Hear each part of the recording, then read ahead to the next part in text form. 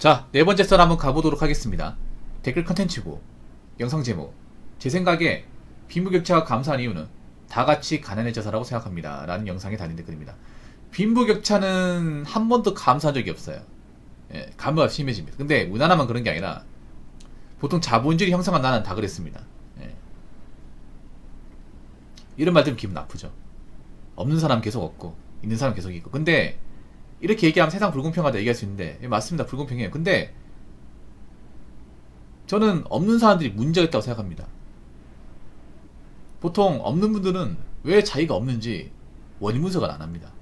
원래 나는 없고 없이 자랐고 가진 거 없으니까 이렇게 사는 게 당연하다, 있는 사람이 문제다, 이런 얘기 하거든요. 일단 뭐 빈부격차에 대해서 여러 가지 얘기가 있겠지만, 제 이야기를 하자면, 미리 말씀드리지만 이건 어디까지가 제 생각입니다. 뭐냐 하면, 일단 부자분들, 그러니까 자산을 많이 축적하신 분들 중에 게으른 사람은 없습니다. 부지런해요.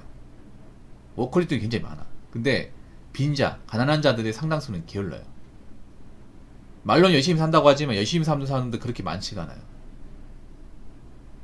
열심히 살았으면 그만큼 이제 소득 축적이 돼야 되는데 모아놓은 돈이 없잖아. 그럼 열심히 안 산 거야. 여러분 못 사는 동네 가보면 노는 사람들 많아요. 평일에도 일 안 하고 소주나 막걸리 사가지고 길가에서 마시고 들어눕고 하는 사람들 많습니다.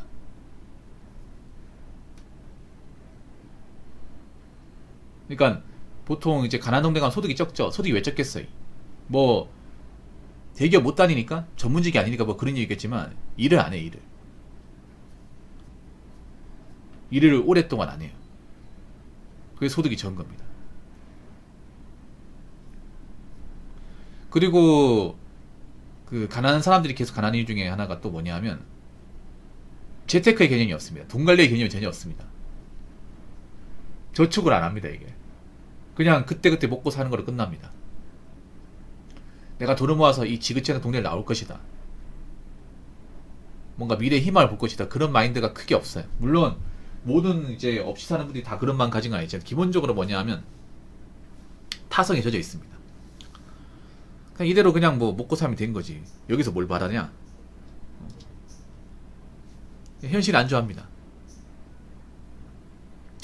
어떻게 열심히 살아서 보다 나은 동네를 갈 것이라는 어떤 그런 액션이 안 취합니다.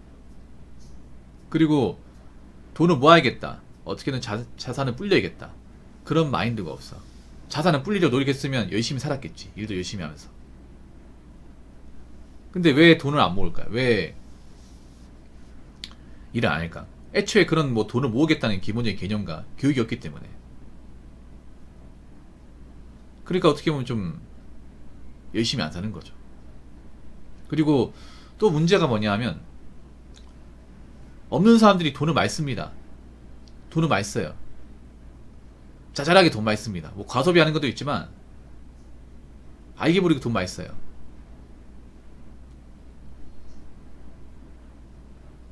없으면 안 해야 되거든요. 없는 사람이 돈을 모으려면 일을 많이 하거나, 아니면 돈을 안 써야 됩니다. 솔직히 없는 사람들한테 좀 냉정히 말하면 술, 담배도 사칩니다. 근데 보통 없이 사는 분들 술, 담배 기본적으로 다 합니다. 외식도 많이 합니다. 배달 음식도 먹습니다. 인터넷 쇼핑도 많이 합니다. 그걸 좀 적게 하고 안 해야 돈이 모이는데 많이 합니다. 많이 해요.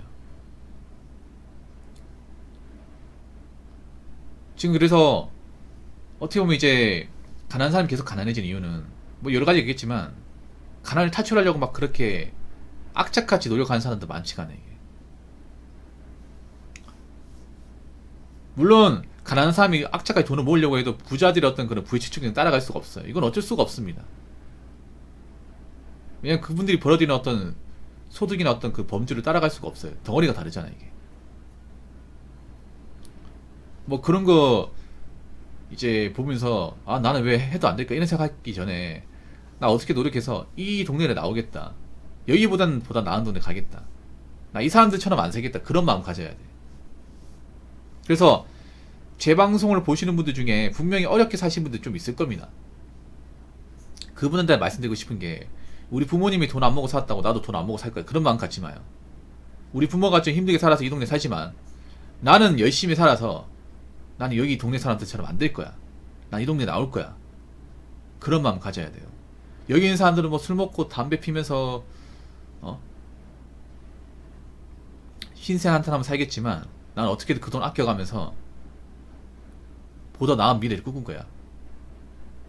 라고 마음먹으면서 어떻게든 열심히 사세요. 그래서 나오세요. 나와가지고 보다 나은 미래를 꿈꾸시기 바랄게요. 자, 댓글 한번 읽어보도록 하겠습니다. 전부 한탕, 한방을 노리기 때문이죠. 인생 역전을 꿈꾸면서 세계 만져보지도 못할 빚을 져가면서까지 말이죠. 허나 주변에 코주부를 사람들 모두가 잘해봐야 본전이고 대부분이 그놈의 한탕이란 탐욕과 현혹이 부른 비극이죠. 이 와중에도 이런데 현혹 안되고 예적금 나온 사람들은 높아진 금리 때문에 목돈을 가지게 되었죠.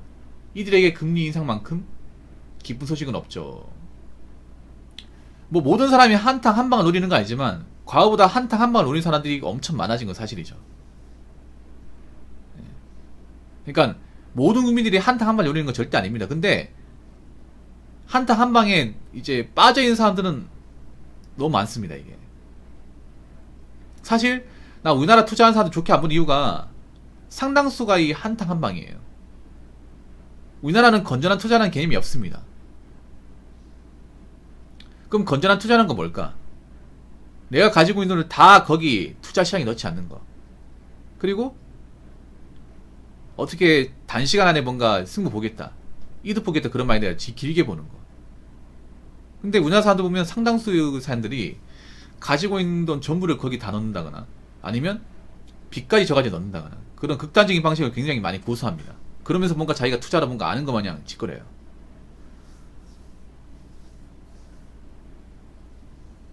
그게 한탕 한방이 아니고 뭐예요? 근데 과연 그런 사람들이 나아질까? 물론 나아지는 사람도 있겠지만 이상하게 우리나라 사람들은 좀 위험한 거 좋아하는 것 같아. 막상 나중에 위험에 처하고 나서 자신이 이제 극복도 안 될 텐데. 인생 역전을 꿈꾸면서 세계 만져보지도 못할 빚을 져가면서까지. 근데 인생 역전을 꿈꾸는 게 인생 역전 당합니다. 더 꼬꾸라지죠 이게. 투자라는 게 무서운 게 뭐냐면 투자를 잘하면 이득을 보지만 못하게 되면 손해를 보는 거죠. 근데 절대 다수의 사람들은 손해를 볼 가능성이 높죠. 그럼 어떻게 됩니까? 인생 역전하려고 하다 되려 뒷서거니 하는 거죠. 뒤로 물러나는 거지.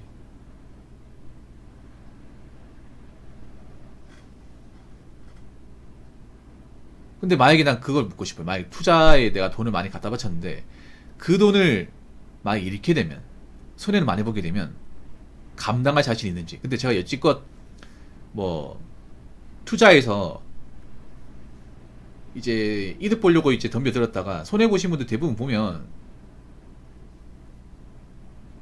감당할 자신이 없어요. 다 간신배. 말로는 뭐 나 투자 자신 있다 얘기해놓고 손해보잖아요. 그러면 누구보다 소인배가 됩니다. 그런 모습 너무나 매봐가지고 좀 우리나라 투자 시장에서 멘탈이 강하고 리스크를 잘 극복할 사람들 거의 없다 생각하거든요. 아니 생각해봐 여러분. 예를 들어 내가 비트코인에다가 내 전재산을 다 갖다 박았는데 갑자기 20% 떨어졌어요. 그러면요 잠 못 잡니다. 잠 못 자고요. 밥도 입으로 들어가는지 코로 들어가는지 몰라.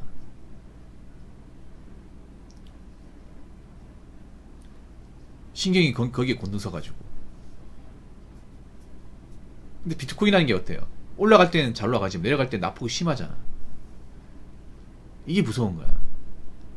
근데 사람들이 근데 올라갈 것만 생각한단 말이에요. 한 번에 팍 치고 올라갈 때. 근데 올라갈 때에서 내려갈 때도 있잖아요. 낙폭이 심하지 않습니까? 근데 대다수의 사람들이 낙폭이 심했을 경우 감당 못해요 이게. 한국 사람들 그거를 이겨나갈 멘탈 소유자 많지 않거든. 한번 낙폭 경험해봐. 그러면요 진짜 거기에 꽂혀가지고 안져보지 못할 사람들 천지 삐까리예요.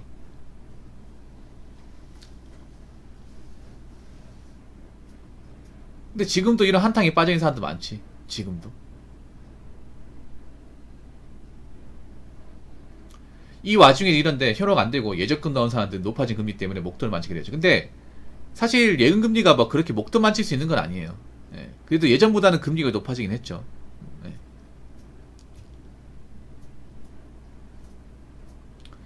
뭐 제가 뭐 투자하신 분들한테 좀 안 좋게 얘기한 게 분명히 있는데 근데 한번 생각해봐. 우리나라 투자가 건전한지. 저는 살면서 건전한 투자를 하신 분들, 그러니까 뭐 제가 말하는 건전한 투자는 자기가 자산이 있으면 그 자산의 일부만 투자하는 거야. 투자해가지고 이 돈은 뭐 이득 보면 좋지만 손해봐도 아쉬울 게 없다. 그런 마인드로 하는 거 저는 건전한 투자 생각하거든요. 그리고 한 분야에 몰빵하는 기보다는 좀 분산하는 것들. 뭐 이렇게 하면 크게 막 이득 보고 가는 건 없을 거예요. 근데 제가 말하는 식으로 투자하는 분들 많이 못 봤어요.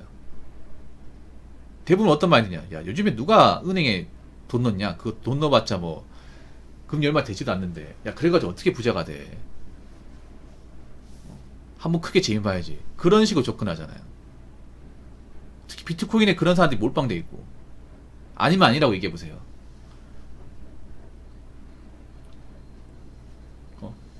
지금 뭐 엔비디아 떡상했다가 다시 내려가면 감당할 사람도 얼마 있을까? 여러분 그 전에 기억나십니까? 한창 2020년, 2020년 테슬라 떡상하니까 테슬라 광신도도 엄청 많았잖아. 근데 그 광신도도 어디 갔습니까?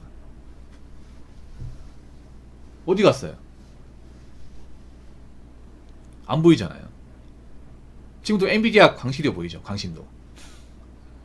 아, 엔비디아 뿐만 아니라 예전에 또 2차전지 2차전지 광신도 많았잖아. 그분들 다 어디 갔어요? 아니, 난 이거 자체가 문제라니까. 무슨 뭐 투자해서 뭐 올라가면 다 광신도가 돼.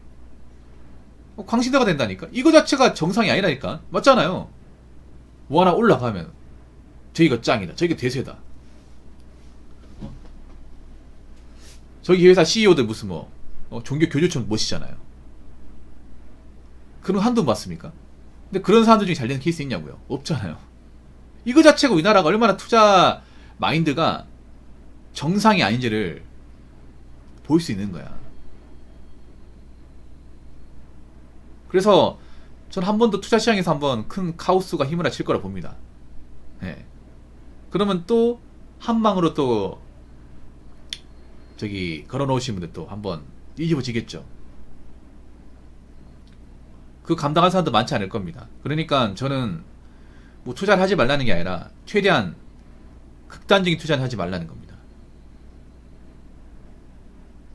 그리고 모든 걸 다 투자에 다 갖다 넣지 마세요. 어차피 나중에 다 날려먹으면 책임 못 지잖아요. 그러니까 지금 시기가 시기일수록 좀 무리수는 걸지 마시기 바라겠습니다. 자, 이상으로 네 번째 썰 마치도록 하겠습니다.